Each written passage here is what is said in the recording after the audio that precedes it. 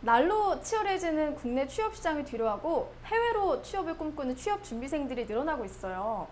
한 설문조사에 의하면 취업 준비생 중 87.4%가 기회가 되면 해외로 취업을 희망한다라고 답했다고 해요.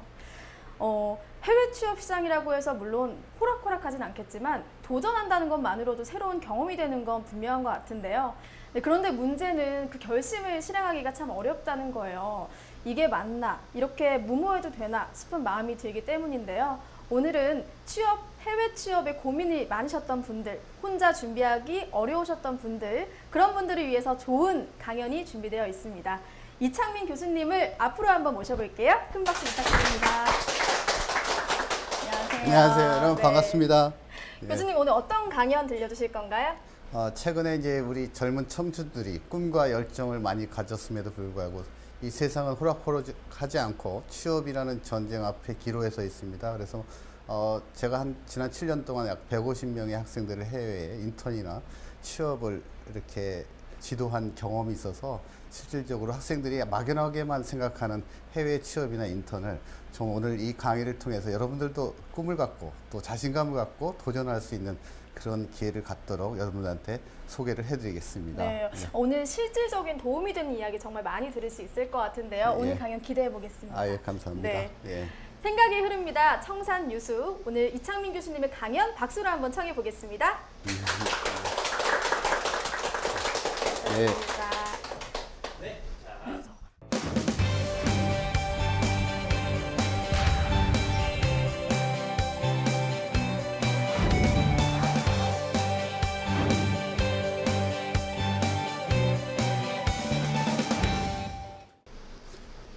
안녕하세요. 반갑습니다, 여러분. 여름 시간에 잘 보내고 계신가요?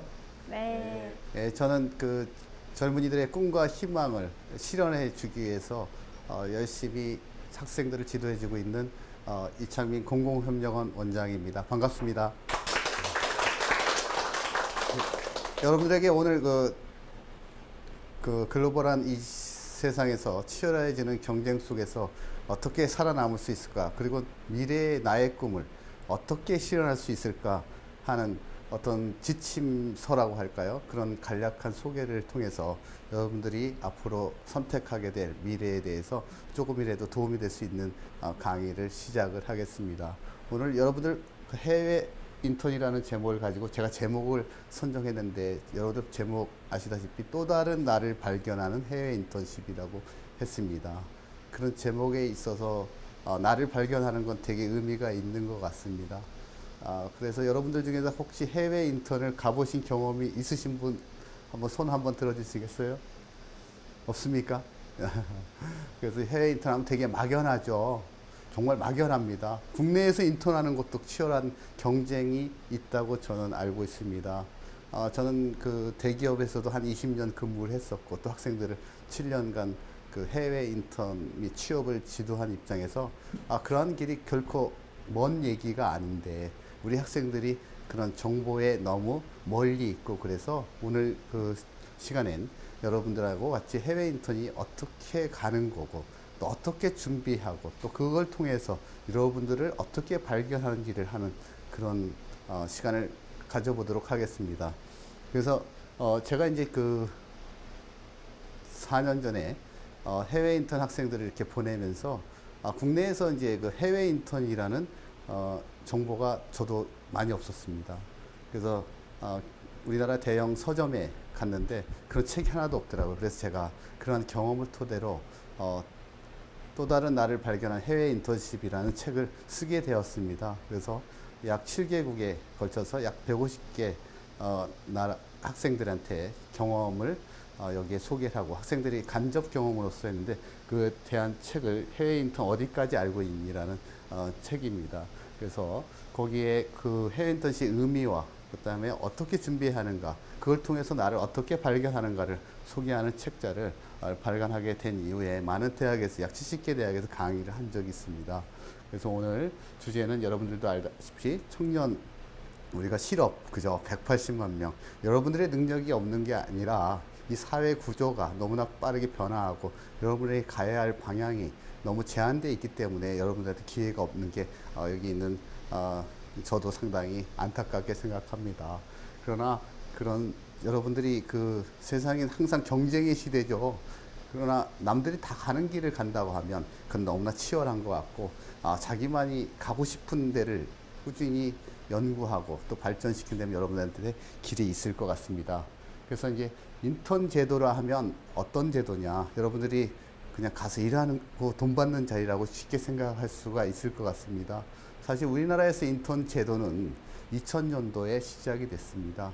그냥 여러분들이 대학을 전공하고 또 어떤 학과를 공부하고 그런 졸업을 한 그런 학력을 가지고 취업 원서를 냈던 시대를 벗어나서 기업이나 여러분의 입장에서, 기업의 입장에서 보면 우수한 인재를 발굴해서 회사에 취업을 시켜서 성장을 시키는 게 기업의 목표이기도 합니다.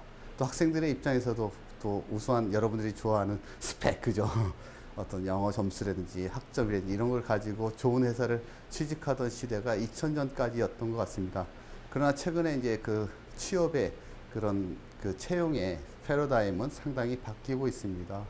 기업의 입장에서 우리 회사에 도움이 되는 인재, 우리 회사를 위해서 정말 성장을 같이 할 사람을 뽑는 겁니다. 어떤 대학을 나왔다는 게 중요한 게 아니고 어떤 학점을 땄다는 게 중요한 게 아니라 우리 회사의 어떤 업의 개념에 맞는 학생을 선발을 해서 그 학생의 잠재성을 키워나가는 게 기업의 어떤 채용의 전략이라고 보면 되고요. 학생들 입장에서도 마찬가지일 겁니다.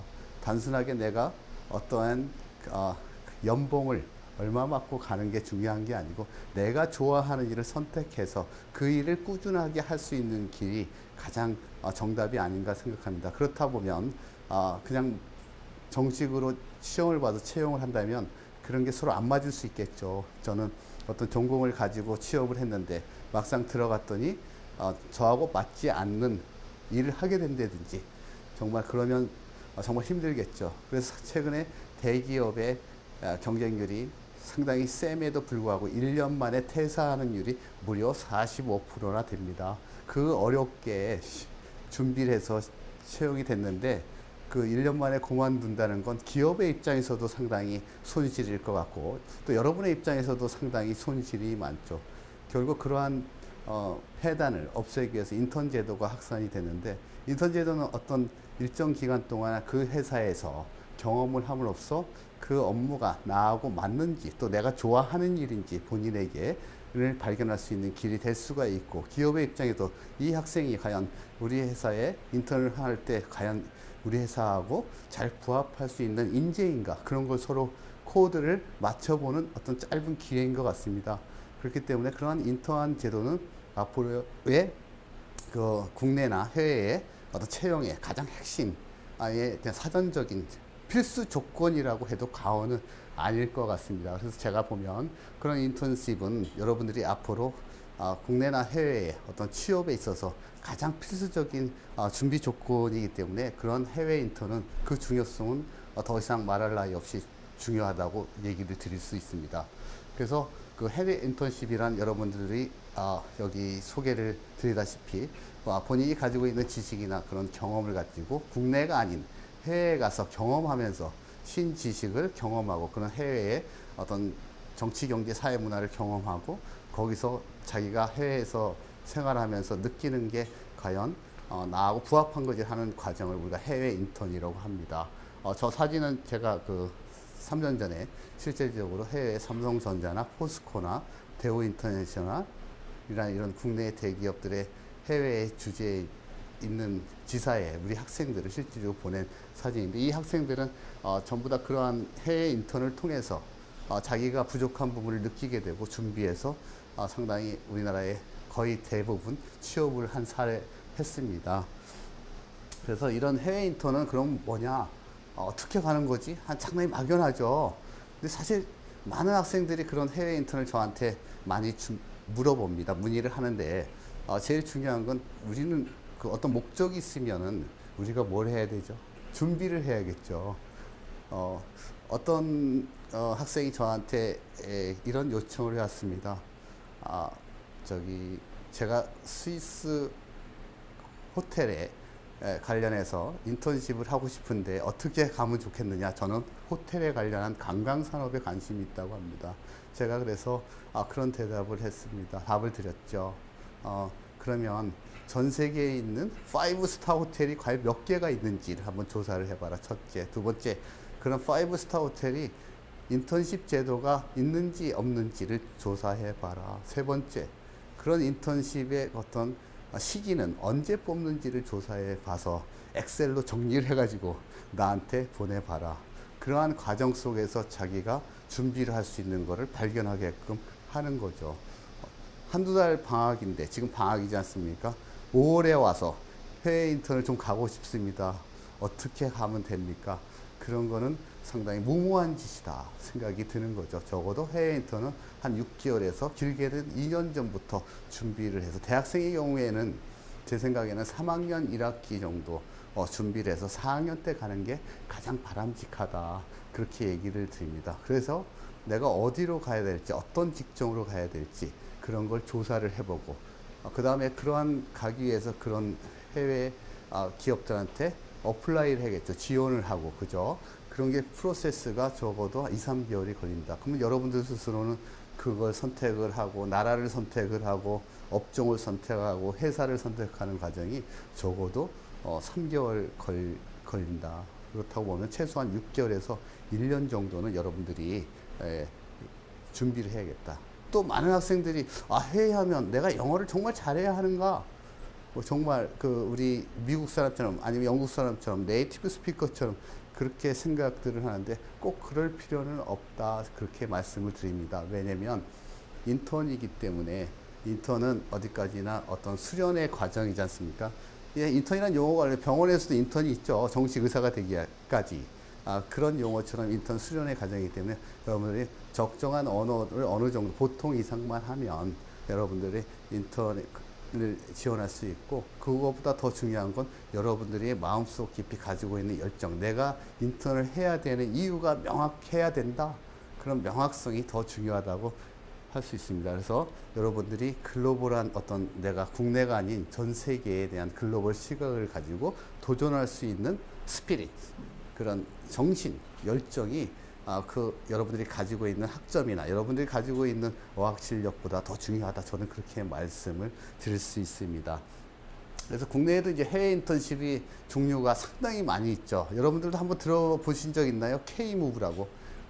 없어요? 국가에서, 대한민국 정부에서 여러분의 젊은 청춘들의 해외 인턴을 정식으로 지원해 주기 위한 제도입니다.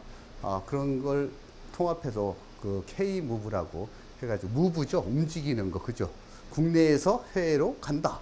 그래서 무브라는 제도를 해서 통합해서 하고 있습니다. 상당히 많은 제도가 있습니다. 보시면 국내 정부 해외 인턴 사업에는 대학생의 글로벌 현장 학습이라든지, 또 대학생의 재외 공간, 예를 들어서 외국 대사관이라든지, 또 여러분들이 알고 있는 코이카, 그죠? 그 사업이라든지, 또 어떤 무역을 전공하는 코트라라든지 한국무역협회에서 젊은 대학생들 해외 무역을 경험케 하는 그런 제도가 너무너무 많습니다. 국가에서 몇백억을 들여서 여러분들한테 지원을 하고 있습니다. 근데 과연 그런 제도가 있는데 그걸 들어가 보냐 안 들어가 보느냐가 중요한 거겠죠, 여러분들이. 또 지방자치단체, 우리 지자체, 우리가 보면 서울시나 또 경기도나 충청남도나 부산시나 전라남도나 이런 지자체에서 지방에 있는 대학생들을 위해서, 또 청춘들을 위해서 해외 인턴을 지원해 주는 제도가 있습니다. 그래서 여러분들이 그걸 지원하게 되면 그 정부나 지자체에서 항공료도 지원해 주고 숙박비도 지원해 주는 제도가 있고요. 또 UN이라는 유나이티드 네이션 국제기구가 있죠. 거기에서도 유엔에도 여러 가지 기구가 많습니다. 그 산하에 몇백 개 기관이 있는데, 그런 데서도 각 분야별로 인턴을 선발을 하고 있습니다. 그 다음에 일반 민간회사도 있고, 또 대행사도 있어요. 이렇게 국가에서 돈을 줘서 하는 해외 인턴도 있지만, 어떤 민간 업체가 해외에 있는 업체를 조사해서 여러분들한테 일정의 수수료를 받고 해주는 유료적인 해외 인턴 제도도 있고요. 또한 국내에 있는 외국계 기업, 그죠? 여러분들 국내에도 외국 기업이 한 1,500개 이상 되지 않았습니까? 그래서 여러분들이 잘 알고 계시는 구글이라든지 애플이라든지 마이크로소프트라든지 이런 회사들도 여러분들이 짧게는 2개월에서 3개월 이렇게 인턴 제도를 하고 있습니다. 그래서 누가 조사를 많이 해서 정보를 많이 아는 사람이 해외 인턴을 갈 수가 있다. 저는 그렇게 말씀을 드립니다. 제도가 아무리 많은데도 여러분 스스로가 찾지 않는다면 누가 여러분들한테 그걸 해외 인턴을 보내줄 리가 없겠죠. 일단 지원을 해야 그 사람을 보내주는 제도가 상당히 많이 있습니다. 그래서 많은 학생들을 제가 지도하면서 느끼는 거는 여러분들이 열정은 정말 많은데 그걸 찾으려고 하는 노력이 조금 부족하다. 저는 그렇게 말씀을 드립니다. 그래서 인턴십을 이렇게 사전에 준비하면 여러분들이 사전에 여러분 인턴을 이제 간다고 어느 회사가 지정이 됐다고 하면 그냥 대부분 보면 그냥 가서 그 회사가 소개시켜주고 OJT 시켜주고 하는 게 아니라 그 사전에 그 나라에 대해서 분석을 해야죠. 한 1년 정도 그 나라의 정치적인 면, 경제적인 면, 사회적인 면, 여러 가지의 어떤 그런 역사나 문화에 대해서 준비를 하고 또 가서 나는 과연 그 근무를 예를 들어서 2개월에서 6개월 정도 하는데 과연 무엇을 얻을 것인가 하는 목표를 사전에 준비를 해야겠죠. 나는 그 나라에 가서 적어도 그 기업에 가서 그 기업에 예를 들어서 아까 재료공학과 학생학과 있었죠. 그 나라의 재료공학 산업은 어떻게 발달이 됐는가 하는 것에 관심을 가지고 거기에 관련 회사들은 어떤 게 있는 건지 그런 것도 파악이 되고 또 사전에 내가 가는 기업이 그 기업이 과연 그 어떤 산업을 하고 있고 또 어떤 상품을 팔고 있고 또 어떤 소비자한테 마케팅을 하고 있는지를 사전에 조사를 할 필요성이 있는 거죠. 그러한 준비를 많이 한 학생일수록 인턴십을 가서도 상당히 성공할 수가 있겠죠. 우리가 이제 요새 리우 올림픽이 상당히 열리지 않습니까? 오늘도 상당히 좋은 금메달 소식이 있었죠. 양궁이라는 우리가 대한민국에서 양궁을 뭐 8년 동안 그죠 금메달을 계속 땄지 않습니까? 그런 선수들도 사전에 제일 중요한 건 양궁 선수가 그런 최고의 선수가 되기 위해서는 철저한 사전 준비를 했겠죠. 그런 준비가 잘 돼야 그 실제로 그런 환경 속에서 어려운 환경 속에서도 좋은 성과를 얻듯이 특히 국내를 벗어난 해외 인턴은 더더욱이 국내 인턴보다도 더 많은 준비를 해야 되기 때문에 서두에도 말씀드렸다시피 6개월 최소한 6개월에서 2년 정도는 준비를 해야 여러분들이 원하는 인턴십을 가질 수 있다. 그래서 만약에 인턴을 여러분들이 가시게 되면 가서 일을 한다고 생각하는 게 아니라 제일 중요한 건 경험을 한다. 자기가 여러분들의 젊은 청춘이 많은 경험이 없잖아요. 그런 사실 자기가 하고 싶은 일, 하기 싫은 일, 또 여러 가지를 하면서 자기를 발견을 하게 되는 게 제일 중요한 어떤 해외 인턴십의 목적이라고 말씀을 드릴 수 있습니다. 그렇게 해서 그 사전에 그 나라의 역사나 문화나 이런 환경을 분석하는 건 되게 중요하다고 생각을 듭니다. 그래서 제가 이제 성공적인 이제 여러분들 인턴을 떠난다고 생각을 하고 인턴십을 이제 그냥 많은 여러분 친구들 중에 갔다 온 친구들이 많을 겁니다. 상당히 부럽죠? 안 부러워요? 부럽죠? 근데 인턴을 또 갔다 왔다고 해서 다 본인들이 그런 인턴십을 자기의 미래를 발견하는 일에 역량을 같이 성공적으로 연결하는 친구들이 그렇게 많지 않습니다. 그래서 인턴을 가서라도 여러분들이 여러 가지 누가 똑같은 시간에 똑같은 공간에서 똑같은 일을 하더라도 이 퍼포먼스, 성과는 천차만별입니다. 그거는 계획을 해서 가서도 항상 제일 중요하게 생각한 게 호기심입니다. 호기심. 어떤 일에 대해서 그 일이 되게 궁금해. 그건 나하고 상관없는 일이야. 이렇게 생각하지 말고 좀 찾아보고 적극적으로 물어보는 거. 요새는 여러분들이 너무 인터넷을 잘해서 네이버님한테 많이 물어보셔. 구글님한테 물어보는데 그죠? 그런 거보다는 실질적으로 여러분들이 그 사람을 찾아가거나 진짜 책을 통해서 그런 직접적인 경험이 오히려 여러분들한테 더 도움이 많죠. 우리가 검색이나 많은 그런 사이트를 통해서 검색하는 건 순간적으로는 알 수 있으나 여러분들의 머릿속에 오랫동안 기억되지 않죠. 그죠? 왜? 우리의 습관이 사람이 그렇게 되겠죠. 그거 찾아보면 되잖아. 홍대 근처에 맛집 검색하면 되는데 그걸 왜 수첩에 기록해 놓지? 근데 그건 오래 가지 않습니다. 사람의 기억에 그 한계성이라는 게. 여러분들이 경험하고 내가 거기서 먹어본서 정말 맛있다고 느끼는 집하고 여러분들이 그냥 누가 맛있다고 하더라고 하는 천지 차이가 있는 거죠. 그런 걸 볼 때 여러분들 호기심을 갖고 질문하고 또 대부분 해외에 가서 인턴을 하게 되는 경우에 거기 있는 근무하는 정식 직원들보다 더 부지런해야겠죠. 좀 먼저 가서 준비를 해주고 또 그래야 또 여러분들한테 많은 걸 가르쳐 줄 수 있다 그렇게 말씀을 하고 여러분들은 아직 그 미생입니다. 그죠? 여러분 드라마에서 나오지. 여러분들한테 완벽한 걸 요구하는 우리 기성세대나 캐사는 없습니다. 여러분들은 항상 실수를 할 수밖에 없다. 저는 그렇게 생각합니다. 그래서 인턴이고, 그죠? 배우는 하나의 과정이기 때문에 그런 실수를 어떤 두려워할 필요는 없습니다. 최근에 보면 여러분들이 이제 창업이라는 것도 최근에 취업하고 많이 연관이 되는데 미국과 중국과 한국의 사례를 약간 창업에 좀 설명을 드리면 미국에서 제일 돈이 많은 1위부터 부호라고 하죠. 50위까지 중에서 사실 보면 약 80%가 자기가 창업해서 도전하는 사람들이 제일 많습니다. 80%. 중국은 몇 프로가 될 것 같아요? 대략. 중국은 98%. 그러니까 2% 정도만이 원래 집안이 좀 여력이 돼서 승계를 해가지고 했다. 한국은 아직 우리가 이제 경제산업 발전까지 쭉 해오고 있지만 한 30% 정도 됩니다. 그만큼 이제 여러분 스스로가 뭔가 도전해서 창업해서 하는 그런 시대가 이제 되어와 있고 여러분들한테 충분한 기회가 많다. 그래서 그런 실수라는 그 이유를 이제 설명해서 그냥 단순히 부호가 창업해서 도전하는 사람이 많다. 그런 데이터를 가지고 여러분들이 생각하지 마시고 그 이면을 생각해 보실 필요가 있어요. 그런 성공이라는 건 절대적으로 필수 조건이 실패죠. 실패가 실수죠. 그러니까 대부분 보면 그걸 평균적으로 우리나라 청년들이 미국하고 중국하고 한국의 청년들이 도전해서 창업하는 실패율을 조사를 해보면 중국이 제일 많습니다. 한 3배. 그 다음에 미국이 한 2배, 우리나라는 거의 1.1. 우리 청년들이 되게 보수적인 것 같아. 실수할까봐. 그러니까 실패할 일을 안 해.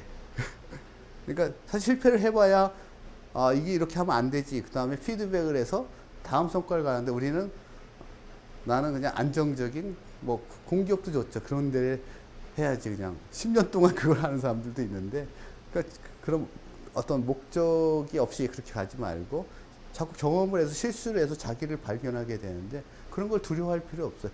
결국 내가 실수한 걸 잘 메모하고 다음에 실수하지 않으면 되는 거죠. 근데 한 번 실수했다고 디스커리지, 낙담할 필요도 없는 거고 그 실수는 나의 성공의 어떤 바탕이 될 수 있는 가장 중요한 덕목이다. 저는 그렇게 생각을 합니다. 그 다음에 이제 그 가서도 현지인들하고 소통을 해야죠. 그죠? 한국에 있어도 여기 대학생들 중 요새 서울에 약 10만 명의 외국인 대학생이 실제로 공부하고 있습니다. 그 학생들은 1년 동안 한국인 어학과정을 마치고 그 다음에 정식으로 학과에 다니고 있죠. 여러분 친구들도 있죠. 중국 학생도 있고 유럽 학생도 있고 그만큼 한국이 세계 경제 대국으로 커가면서 또 한류의 영향으로 외국에 있는 대학생들이 한국에서 대학을 다니고 싶어 한다. 몇 명이요? 10만 명입니다. 서울에만. 제가 그 경희대나 한양대나 이렇게 건국대나 아주대나 이렇게 돌아다니면 뭐 정말 그 글로벌한 학생들이 되게 많은 걸 느낍니다. 그만큼 우리 한국이 대학이 글로벌한 어떤 대학으로 성장을 했다. 그런데 수업을 진행하다 보면 딱 편을 나눕니다. 이쪽은 중국 학생, 이쪽은 유럽 학생, 이쪽은 동남 학생, 한국 학생 편을 나눠서 절대 소통하지 않습니까? 절대 얘기하지 않습니다. 우리는 돈을 싸가지고 가서 해외 여행도 하고 그 친구들 만나기 위해서 그저 많은 비용을 지출하는데 여기 그들이 왔는데도 옆에서 우리는 중국어 학원을 다니죠. 옆에 중국의 학생들이 있는데 그죠? 옆에 뭐 스웨덴 학생이 있고 미국 학생이 있는데도 불구하고 우리는 소통을 하지 않는다. 마찬가지입니다. 해외 인턴을 가서라도 현지인이 있는데 소통을 하려고 아니 끝나고도 우리가 맥주도 한잔 할 수 있고 그죠? 나 이 나라 잘 모르는데 좀 주말에 나 좀 어디 좀 데려가죠. 이러면 적극적이어야죠. 그러면서 그 나라의 문화도 알고 그죠? 자꾸 환경에 익숙해지는 그런 커뮤니케이션적인 그런 능력을 우리가 가지고 있어야 된다. 그 다음에 우리가 이제 현지 문화도 체험할 수가 있고, 결혼식에도 가보고, 장례식에도 가보고, 그죠? 그런 문화를 또 알아야 어떤 그 나라의 해외 인턴을 하면서 그런 다양한 백그라운드의 지식이 여러분들 해외 인턴의 어떤 그 능력을 배가시킬 수 있다. 저는 그렇게 얘기를 드릴 수 있습니다. 또 뭐 유명한 뭐 여러분 좋아하는, 여러분 페이스북이나 많이 올리잖아요. 인스타그램에 맛집을 가거나 그런데도 한번 방문도 해보고, 그러나 제일 중요한 그러한 일들을 저는 그렇게 학생들한테 얘기를 했습니다. 매주 계획된 일, 매주 주말에 자기 나름대로의 어떤 보고서를 만들어라. 그 주에 내가 해외 인턴을 하면서 어떤 일을 했고 또 어떤 실수를 많이 했고 그런 걸 정리를 좀 해봐라. 꼭 얘기를 합니다. 그 다음에 다음 주에는 내가 어떤 일을 하겠다, 어떤 취미 생활을 하겠다, 어떤 걸 관심을 하겠다. 그렇게 정리하는 습관을 여러분 젊었을 때부터 해놓는다면 그게 지식이 쌓이는 거죠. 그런 해외 인턴을 쭉 하다 보면 어떤 친구 해외 인턴을 갔는데, 예를 들어서 사장님이 공항에 오신답니다. 그래서 자기 위에 상사가 공항에 나가서 사장님을 모시고 와야 한다. 새벽에 같이 가자. 근데 공항에 여러분들 그것도 사실 중요한 경험이거든요. 공항에 가서 사장님이 오신다면 비행기 시간이 몇 시에 도착이 되는지, 또 비행기 시간이 도착했지만 미리 가야겠죠. 왜냐면 비행기가 일찍 도착하면 안 되니까, 그죠? 그래서 그러한 의존의 경우도 상당히 많이 배우는 경우도 있어요. 사소한 거지만. 그래서 그러한 여러 가지 경험을 통해서 자기의 미래를 이렇게 상상해 보는 거 정말 중요한 것 같습니다. 그러려면 결국 많은 경험을 가서 하는 사람이 결국 많은 것을 얻을 수 있다. 그렇게 말씀을 드릴 수 있습니다. 그래서 자신의 미래를 그리는 게 우리 해외 인턴십의 가장 중요한 것 같습니다. 여러분들이 국내에서도 생활하시고 했지만 요새같이 글로벌한 시대에 해외에서 생활하면서 과연 나는 누구인가? Who am I? 그죠? 우리는 남에 대해서 되게 관심이 많죠. 네이버 하면 검색어 누구 딱 두잖아요. 연예인 검색어. 그죠? 그 검색어가 내가 제일 많아야 되는데 그러니까 여러분 스스로 본인한테 되게 관심을 많이 가졌으면 좋겠다. 내가 누구인가, 또 나는 어떤 걸 좋아하는지 종이 백지에다 집에 가서 한번 써보세요. 내가 좋아하는 것들이 뭔지, 또 한 반대쪽에는 내가 싫어하는 것들이 무엇인지, 그런 거 자꾸 써보면 자기가 또 내가 잘하는 게 뭔지. 제가 지금 축구 선수가 아닌데 정말 축구를 잘하고 싶습니다. 우리 세계적인 축구 선수인 뭐 박지성 축구 선수 여러분 알죠? 그렇다고 내가 축구를 좋아한다 그런 선수가 되기 위해서 지금부터 매일 밤을 축구 연습을 한다고 제가 박지성이 될 수가 없잖아요. 그죠? 근데 그런 도전을 하기보다는 조금 더 내가 잘할 수 있는 도전을 해야 되는 거죠. 누구하고 비교해서 할 수 있는 도전이 아니라 내가 가진 능력에 최대한 잘하는 것을, 그를 적극적으로 우리가 개발하고 노력해야 된다. 그런 생각이 듭니다. 그래서 자기의 소질과 적성이 무엇인지를 발견하는 게 해외 인턴 중에서 가장 중요한 키가 아닌가 저는 그렇게 생각을 합니다.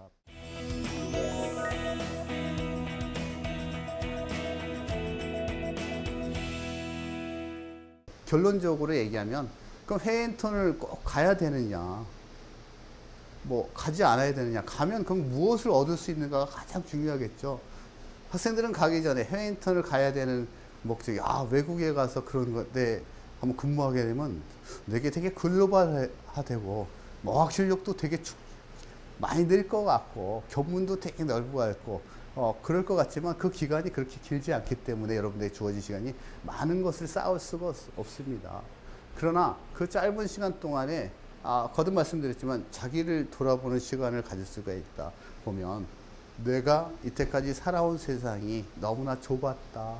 그 학생들이 직접 제가 쓴 게 아니에요. 이 내용은 학생들의 150명들이 써놓은 내용의 공통성을 써놓은 겁니다. 정말 우리 여러분 우물 아래 개구리였다. 그죠? 그러니까 전 세계를 상대로 하는 사람들은, 전 세계의 청년들은 어떻게 변화하고 있는, 나는 지금 이 한국에서 이 지금 집과 도서관 직장 왔다 갔다 하는 거 아니냐, 그런 생각도 가질 수가 있을 것 같고, 본인의 부족한 점이나 보완할 수 있는 부분이 뭐가 있는지를 발견하게 됐죠. 내가 학생들이 많이 이제 제일 중요시 하는 게 사실 자기의 생각을 다른 사람한테 전달하는 겁니다. 그게 국내에서는 한국어로 해야겠죠. 해외 가서는 어떻게 해야 되겠죠? 외국어로 해야겠죠. 그러니까 자기의 생각을 어떻게 다른 사람에게 전달하는 능력, 그게 발표력이라고 하죠. 여러분들도 교수님들이 수업 시간에 많이 발표를 시키죠. 딱 나가서 나의 생각을 다른 사람한테 아주 핀포인트, 적절하게 전달할 수 있는 능력을 가지게 하는 건 되게 중요한 능력이거든요. 근데 그러한 기회가 국내에서는 그냥 이렇게 없었지만 해외에 나가서 발표도 하게 됩니다. 그러면서 내가 발표를 하면 뭘 준비를 해야 되죠?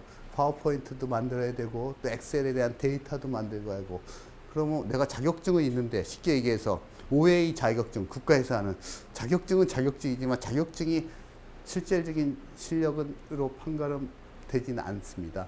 그 자격증은 자격증일 뿐이에요. 자격증은 어느 기본적인 베이직한 퀄리피케이션이라고 보는 거지, 실제로 그거를 자격을 따서 자료를 만들고 발표할 수 있을 때 뭐 동영상을 한다든지 그런 능력이 좀 필요한 거지. 그게 인턴 생각. 그런 걸 하면 나는 갔다 와서 파워포인트도 잘 만들고 보고서도 잘 만들고 발표도 잘 해야겠다. 그런 걸 느끼게 되는 거죠. 갔다 와서 발표도 자꾸 연습을 하게 되는 거고. 그래서 어떤 아까 그 인턴을 하면서 부족한 자기의 어떤 어학 지적이라든지 컴퓨터의 능력이라든지, 단지 컴퓨터를 워드를 잘 치고 그런 게 아니라 여러분들 그 자료를 작성할 때 어떤 기획력 있게 쓴다든지 그게 필요한 거를 느끼게 되는 거죠. 그 다음에 어느 한 친구에는 거의 토익이 만점이에요. 그럼 되게 영어 잘하는 거 아닙니까? 990점, 그죠? 근데 저한테 찾아왔어요. 교수님, 영어가 이렇게 어려운지 저 외국에 다시 미국 가서 공부를 하고 싶다. 그런 얘기를 했어요. 그러니까 우리는 공부를 할 때 어떻게 했죠? 그냥 시험을 봐가지고 어떤 스코어를 따는데 상당히 익숙해 있잖아요. 근데 해외 나가면 그렇지 않죠. 거기서 그랬대요. 한국에서 왔으니까 한국 경제에 대해서 한 20분간 좀 발표할 시간을 좀 줬답니다. 사실 멘붕이죠. 굿모닝, 하와이요. 뭐 이런 거 막 얘기하다가 그 한국 경제에 대해서 그런 얘기를 하려고 하면 상당히 나름대로 한국 경제에 대한 지식도 있어야죠. 경제학을 전공하셨다고 하니까 한국 경제가 어느 정도 있고 지금 어떤 산업이 발달하고 앞으로 지금 한국 경제가 저성장인데 앞으로 세계적인 성장하기 위해서 어떤 정책을 쓸 거니까 그런 얘기를 해야 되는데, 그걸 영어로 표출한다는 건 상당히 어렵다는 거죠. 저도 여러분들과 같이 약 30년 전에 취업 시험을 보는데 영어로 시험을 봤었습니다. 저는 해외 영업직이었는데, 그 당시에 질문사항이 80년대 후반이었었는데, 30년 전에 질문이 뭐냐. 한국이 그 당시에 이자율도 낮고, 석유 가격도 낮고, 그런데 이게 우리나라 경제에 미치는 영향을 얘기하세요. 근데 영어로 얘기하는 거예요. 상당히 당황돼서 저는 대답을 잘 못했었습니다.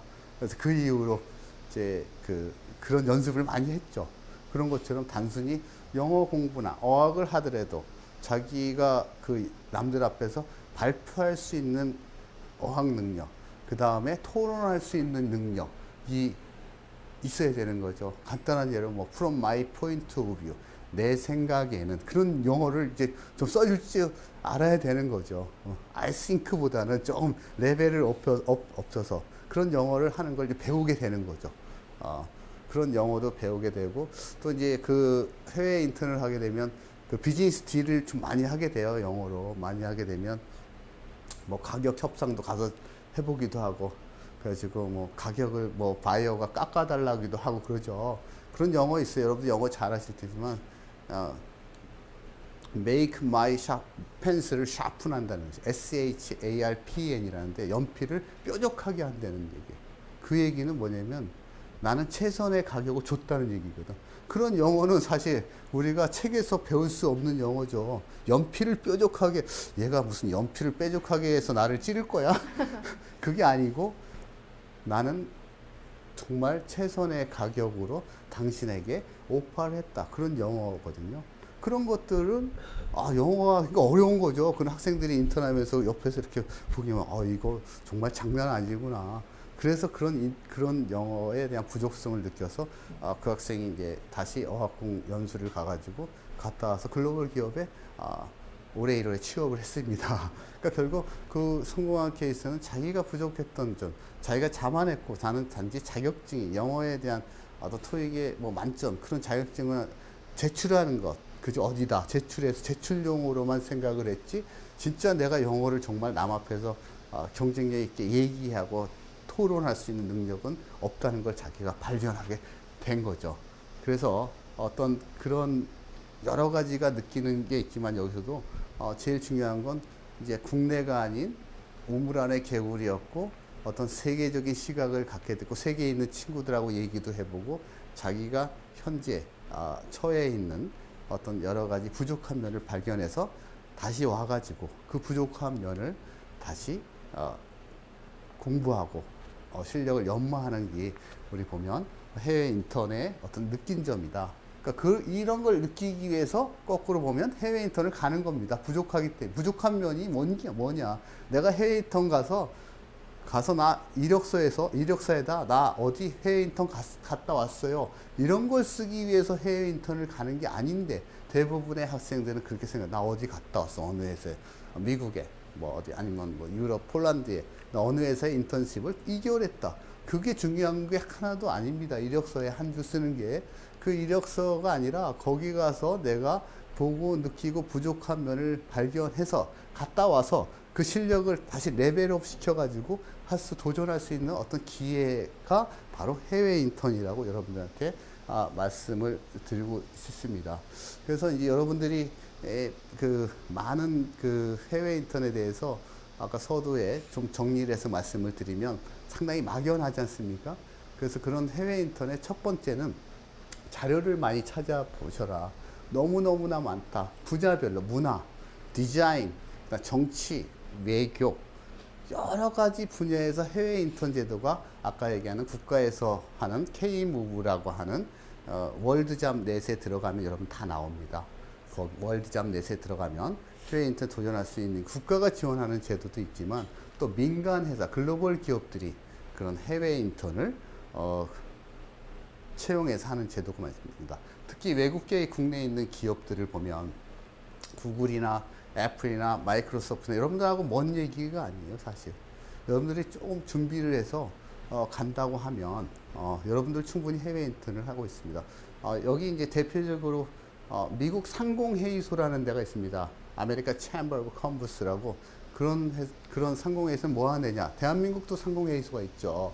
기업들의 어떤 이익을 증진하기 위해서 모인 단체입니다. 한국에 있는 미국계 기업들의 어떤 이익과 상호 관계를 유지하기 위해서 암참이라고 합니다. 그런 있는데 그 암참에 있는 어떤 인사팀장님의 얘기를 들어보니까 제가 물어봐죠. 그 미국계 회사들은 영어 되게 잘해야 되고 갈 수 있는 거 아닌가요? 그랬더니 안 그렇다는 거예요. 전혀 그렇지 않다. 우리도 도전과 그죠? 그런 열정이 있는 친구들을 선호를 하는 거지 한국에 있는데 어떻게 미국에 있는 사람보다 영어를 잘할 수가 있느냐. 단지 그런 열정을 가진 사람, 물론 영어를 너무 못하면 안 되겠죠. 근데 어느 정도만 하면 열정을 가진 학생들이 그 인턴을 할 수 있다. 그런 얘기를 합니다. 그래서 여러분들이 국내에 약 1,500개 있는 상당히 글로벌한 외국계 기업들이 그 인턴 제도를 운영하기 때문에 꼭 해외 인턴을 만약에 못 가더라도 그런 데 가서도 꼭 해외 인턴하고 똑같은 거 거기도 외국 사람들 다 있고 하니까 그거를 잘 찾아보는 게 첫 번째 여러분들이 해야 될 일이 아닌가 생각이 듭니다. 아무도 가르쳐 주지 않습니다. 안 오면 그저 교수님들도 그저 질문하는 학생이 그 정답을 얻어갈 수 있잖아요. 가만히 있으면 네이버에 물어보면 아무도 안 알려줍니다. 구글에 물어봐도 안 가르쳐 줍니다. 여러분들이 해외 인턴은 막연하지만 그럼 그다음 두 번째 보면 갔다 온 사람들을 만나세요. 해외 인턴을 갔다 온 사람들한테 그런 사람들이 과연 어떻게 갔는지, 어떤 루트로 갔는지, 그리고 어떤 경험을 했는지를 여러분들이 노력을 해야 되는 거죠.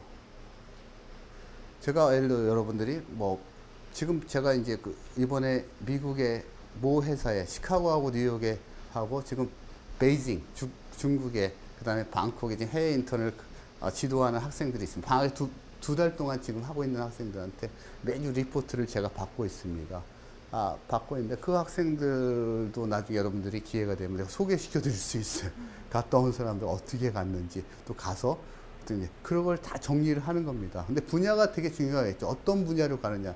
여기 뭐 공학 엔지니어링을 하는 전공을 하는 분야도 있고, 디자인을 하시는 분들도 있고, 또 어떤 무역을 하시는 관심이 있고, 유통을 하는 거, 그걸 카테고리를 나누어서 정리를 하고, 또 요새같이 젊은 대학생들이 좋아하는 그건 NGO 단체, 그죠? NPO 단체, 그 다음에 UN 기구라든지, 뭐 코이카라든지 이 기회가 되게 많이 있습니다. 근데 그런 기회는 여러분들이 가만히 사이트를 쳐가지고 날아온 게 아니고 수시로 본인들이 해외 인턴에 관련해서 그런 카테고리를 먼저 정한 다음에 두 번째 수시로 들어가야 돼요. 북마크를 해가지고 즐겨찾기를 해가지고 일주일에 한 번씩 들어가 봐야지. 이게 언제쯤. 왜냐면 해외 인턴은 꼭 정해진 시기에 뽑는 게 아니라 그 직무가 조금 업무와 관련해서 부족한 결혼이 생길 때, 보조할 인력이 필요할 때 충원을 하는 거거든요. 그렇다고 하면 그런 수시로 여러분들이 자기가 관심 있는 회사들에 대한 북마크를 해놓고, 그죠? 해외 인턴 채용을 하는 회사들을 엑셀로 이렇게 만드셔도 좋아요. 쫙 해놓고 관심 있는 회사들 쫙 적어놓고 일주일에 1시간 정도면 투자하면 됩니다.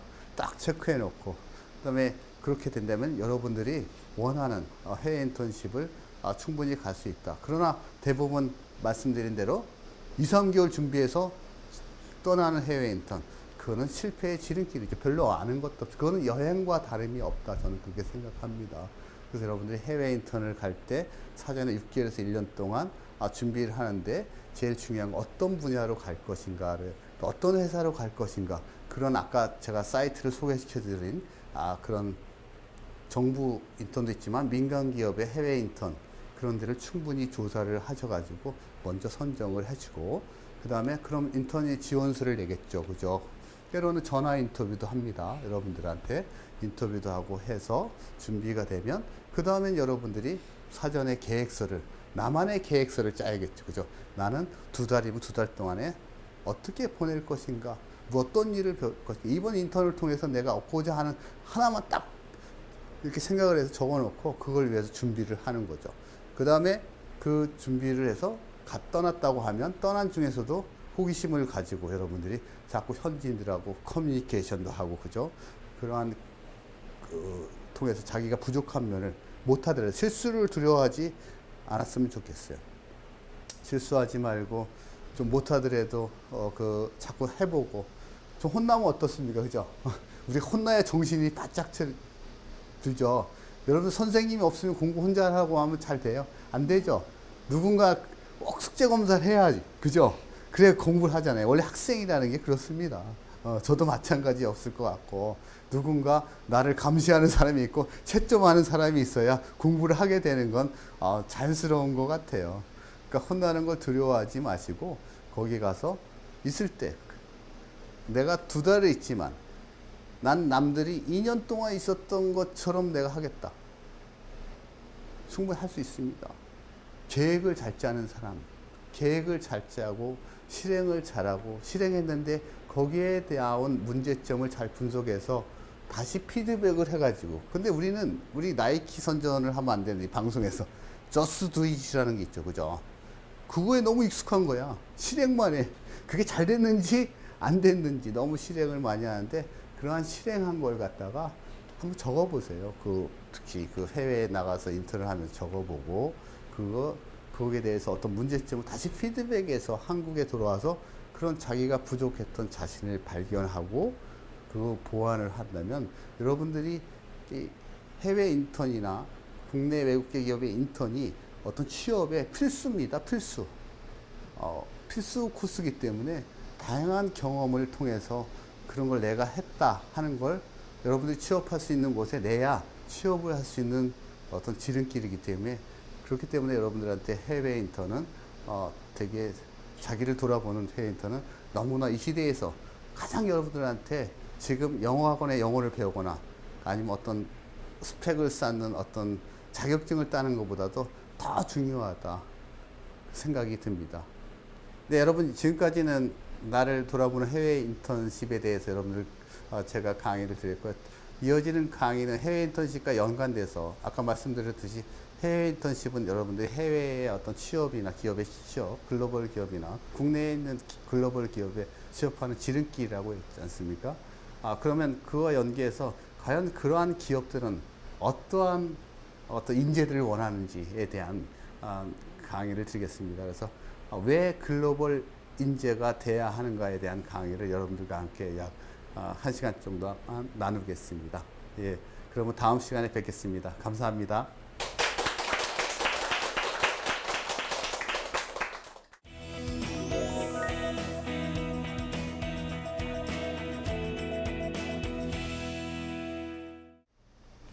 네, 해외로 취업을 한다고 하면 되게 어려운 일이고 되게 우리한테 익숙하지 않은 일이라고 생각을 했었는데 되게 쉽고 구체적으로 설명을 해주셔서 아마 많은 분들한테 도움이 됐을 것 같아요. 네, 저는 좀 궁금했던 게 그럼 해외 회사들은 좀 무엇을 가장 중요한 채용 기준으로 좀 생각을 하는지 궁금했거든요.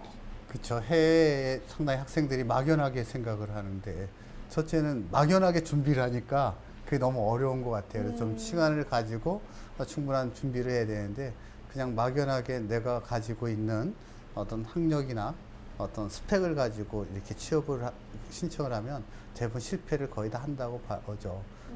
그래서 해외 글로벌 기업들이 원하는 인재는 여러분들이 자기의 스토리를 잘 피력을 해서 자신이 잘하는 면을 잘 부각시킬 수 있는 친구. 그게 가장 중요한 것 같아요. 그 다음에 그 회사가 원하는 업무에 관련된 일을 조금이라도 경험했던 거. 여러분들이 해외 기업에 취업을 하는데 거기에 프로페셔널한 사람들이 아니잖아요. 그러나 그런 글로벌한 기업들이 뽑을 때는 여러분들이 그와 비슷한, 유사한 그런 경험들을 가졌는지 안 가졌는지를 상당히 많이 봅니다. 예. 그럼 스펙보다는 약간 스토리텔링 위주로 그렇죠. 이야기를 접근하는 게 낫겠네요. 예, 맞습니다. 뭐 정확하게 선생님 말씀하셨는데 그 스토리를 자기가 만들어 놔야 되는 거죠. 어떤 자기의 그 회사가 원하는 업무와 관련돼서 뭐 비슷한 스토리에 있는 회사에 조금 인턴십을 했다든지 또 그런 또 자기가 그런 인턴십을 통해서 얻은 걸 갖다가 이 회사에 도움이 될 수 있다는 거를 얘기를 연관해서 스토리텔링을 써주는 게 가장 바람직하죠. 그럼 꼭 이제 인턴십 같이 구체적인 근거가 아니더라도 자기가 뭐 살아오면서 경험했던 활동들이나 대외 활동 같은 걸로 이제 접근을 해도 괜찮을까요? 네, 그것도 상당히 중요한 의미가 있죠. 꼭 뭐 인턴십이 절대적이 대다수의 중요한 어떤 요소기도 하지만 그 외에 여러분들이 대외 활동이라든지 취미라든지 뭐 봉사활동도 있지 않습니까? 해외 가서 봉사활동을 근데 이제 가장 중요한 건 그걸 했다는 게 중요한 게 아니라 그걸 통해서 내가 봉사를 통해서 어떤 걸 얻었다는 걸 학생들이 잘 표현을 못하는 것 같아요. 그러니까 대부분 나는 뭐 라오스 같은 나라에 가서 어떤 봉사활동을 했다 이렇게만 기술을 하거든요. 소개를 할 때 그게 아니라 내가 그걸 함으로써 그 어려운 나라에 그런 사람들이 처해 있는 환경도 알겠고 나중에 내가 좀 도움이 될 수 있는 사람으로서의 생각을 갖게 했다.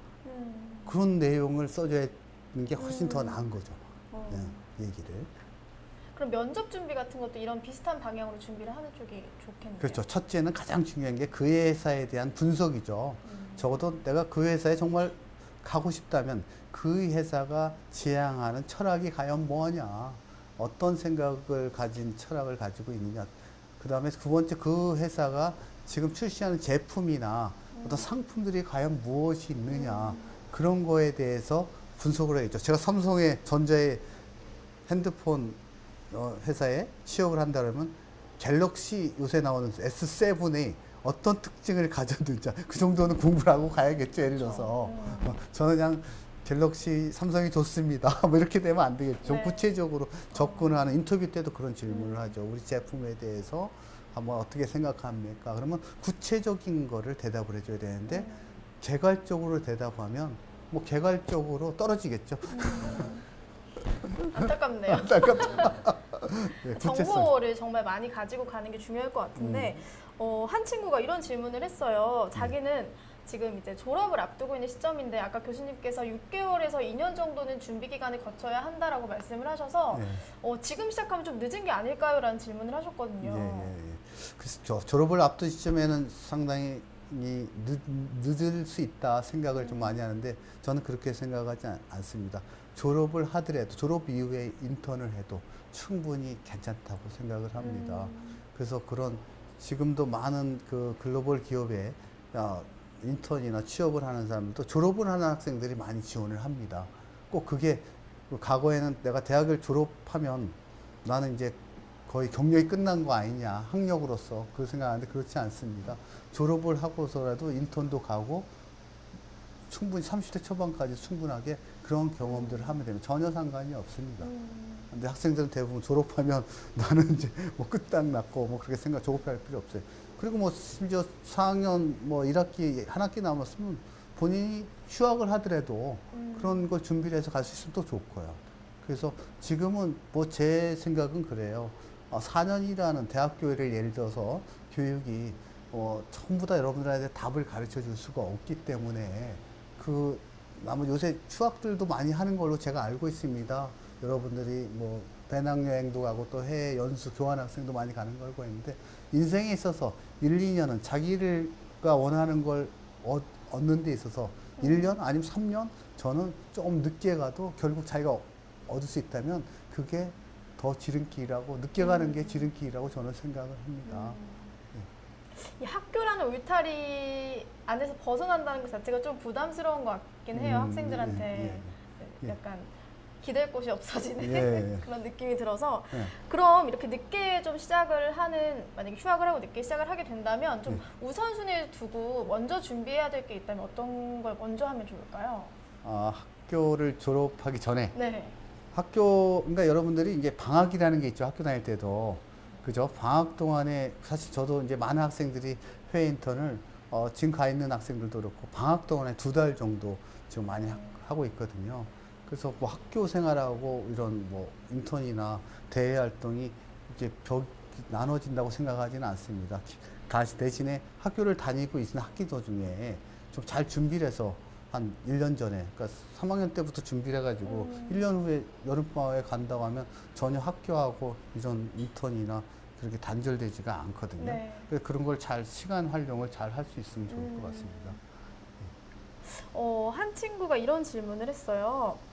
자기는 금융 쪽으로 지원을 하고 싶은데 금융 쪽 같은 경우에는 되게 유명한 이제 회사들이 많기 때문에 해외에 자기가 듣기로는 좀 학력을 중요하게 본다라는 얘기를 들었다고. 그래서 자기가 이런 지금 그냥 국내 대학을 다니는 입장에서 지원을 하는 게 좀 가능성이 있는지 궁금하다고 해요.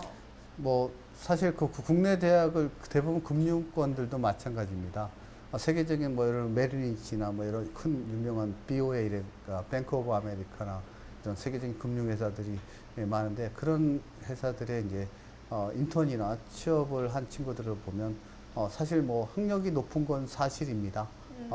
물론 뭐 학력이 높다는 건 그 친구가 뭐 공부를 엄청나게 잘한 것보다 자기 어떤 좋은 대학을 나온 학생들이 좀 있다는 거지 대부분 그렇지는 않은 것 같습니다. 그렇다고 금융권 같은 경우에는 어떤 세계적인 경제 흐름에 대해서 좀 많이 분석을 할 수 있어야 되거든요. 어떤 기능적인 것보다는. 물론 경제학적인 분석도 필요하고 예측도 하기 때문에 공부를 좀 많이 해야 되는 거죠. 사실 그 업종이, 금융 자체라는 게 단순하게 어떤 게 스킬을 하는 게 아니라 어떤 세계 경기를 예측할 수 있는 능력, 그런 거는 사실 공부를 좀 오래 해야 되기 때문에 어느 정도 대학원이나 이런 게 좀 필요한 거죠. 또 국내에서 제 생각에는 그런 학생들은 국내에서 대학을 했으면 좀 여력이 되면 외국계 MBA라든지 이런 거를 좀 가가지고 지원해서 거기서 세계적인 글로벌 경제 동향을 공부한 다음에 하면서 이렇게 인턴이나 이런 걸 통해서 인턴을 반드시 해야 됩니다. 그런데도 그래서 그렇게 하는 게 좋겠다는 생각이 들어요. 그러니까 그게 뭐 학력이 높다보다 그 어떤 업종에 따라서 전문 지식을 아무래도 요구를 많이 하는 연구소라든지 그죠. 금융이라든지 이런 데는 그런 어떤 공부를 매하는 지식이 좀 많이 필요하지 않습니까? 단순한 국내 경기 예측하는 거, 전 세계. 그러니까 그런 친구들은 제 생각에는 국내에서 대학을 졸업했다고 관련 기관에 뭐 MBA를 뭐 외국에 한번 간다든지 국내에 뭐 글로벌 MBA를 한번 한다든지 뭐 그런 쪽으로 해서 그 다음에 인턴을 지원해서 하는 경우가 있으면 좋을 것 같습니다. 그 분야에 대한 정보를 좀 많이 알려요. 공부를 할 필요가 있다는 그렇죠. 말씀해 주시는 예. 것 같아요. 그럼 혹시 이제 교수님이 많은 학생들을 해외 인턴을 보내셨고 또 이제 또 취업까지 연결되는 과정을 지켜보셨는데 해외 인턴십 통해서 좀 좋은 경험 얻고 이렇게 취직한 사례가 있다면 어떤 학생들이 좀 있었을까요? 뭐 상당히 해외 인턴을 했기 때문에 취업을 했다는 거는 우선 중요한 게 아니라 해외 인턴을 했기 때문에 기업에 잘 취업했다는 게 아니라 아까도 말씀드렸듯이 해외 인턴을 통해서 자기가 부족한 분야를 잘 발견할 수 있는 계기가 됐다. 그래서 그거를 갔다 와서 그거를 부족한 부분을 자기가 공부하고 느끼고 그다음에 뭐 자기가 컴퓨터 분야가 좀 부족하든지 보고서가 부족하다든지 아니면 리더십이 부족하다든지 발표력이 부족하든지 어학실 그런 거를 리스트업해서 잘 준비를 해서 이렇게 간 친구들이 있습니다. 아까도 얘기했지만 뭐 태국의 글로벌 기업에 인턴을 한 2달간 보냈는데 그 친구가 갔다 와서 영어를 정말 잘했어요. 그럼에도 불구하고 그런 비즈니스 잉글리시 또 다른 문제거든요. 자기는 그런 분야에 취업을 하고 싶은데 자기가 너무 실력이 없다는 걸 느낀 거죠. 실력이 없는 게 아니죠. 토익 만점이면 좀 냉정하게 얘기해서. 근데 그래서 다시 그 친구가 어학연수를 갔다 와서 준비를 해가지고 그 준비를 해서 자기가 원하는 그 어떤 유통, MD 산업에 취업을 하면서 성공적인 사례죠. 예. 네. 그럼 혹시 교수님이 좀 성공적으로 지금까지 성공하기 전에 어떤 좀 겪으셨던 실패가 있었다면 그런 건 또 좀 있었을까요? 실패 사례도 좀 많이 있죠, 사실. 해외 이렇게 갔다 네. 인턴을 가면서 사실 어떤 자기가 중국 같은 경우죠. 중국 같은 경우에 해외 인턴을 가려면 기본적으로 언어가 돼야 되잖아요. 중국어가 좀 돼야 되는 경우도 있어요. 한 학생 같은 경우에는 중국에서 교환학생도 왔고 잘 갔는데 중국에 있는 글로벌 기업에 갔습니다만은 가서 거기서 인턴 기간 중에 이게 아까 인턴 중에는 수련하는 학생의 입장에서 잘 적응을 해야 되는데 거기서 지각도 많이 하고 예를 들어서 자기는 인턴인지 놀러 온 건지를 구별을 잘 못한 사례가 있었던 거죠. 그래서 자기 관리를 잘 못한 거죠. 일만 대강하고 시간 되면 이렇게 가고 사람들하고 어울리지도 않고 그러다 보니까 그 인턴 했던 기관에서 리포트를 제가 다 받아보니까 그 학생에 대해서 그렇게 좀 좋지 않게 평가를 했어요. 결국 그런 학생들 경우에는 갔다 와서도 자기가 그렇게 그 인턴에 대한 그 헌신적이지 않았기 때문에 노력하지 않기 때문에 결국 취업하고도 상당히 좀 멀리 떨어져 있어서 좀 그런 게 실패 사례죠. 다시 보면 그렇게 되면 좀 안타깝죠. 예, 그렇습니다. 네.